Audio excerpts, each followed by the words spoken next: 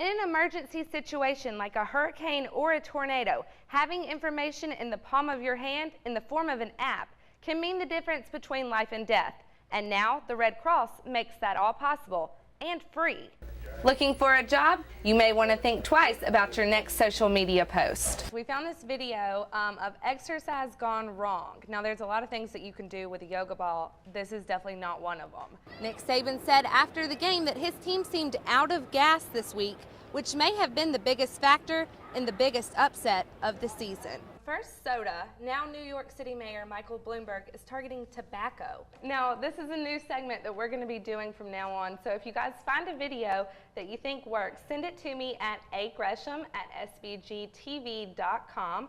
And remember to follow me on Twitter at Abby_WPMI. When the storm hits and the power is out, radios were our go-to for communication and information. But today, technology brings us this and more.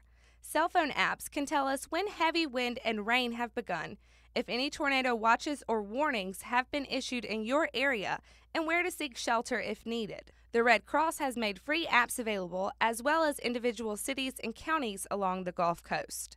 It's the quickest way to get information, and as we all know, in an emergency, faster is better. We're able to push out information through social media, and it's almost an instant to where we can reach the public. But it doesn't stop there.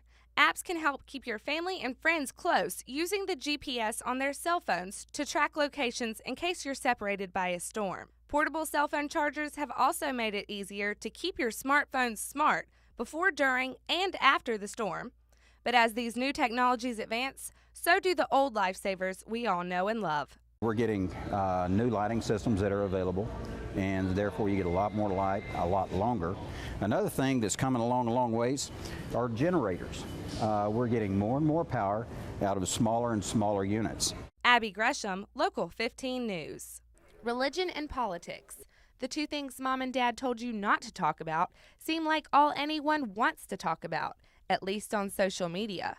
But experts I talk to say if you're one of the 12 million Americans looking for a job today, you may be putting yourself at risk of judgment. You always want to make sure you put forth a good professional image.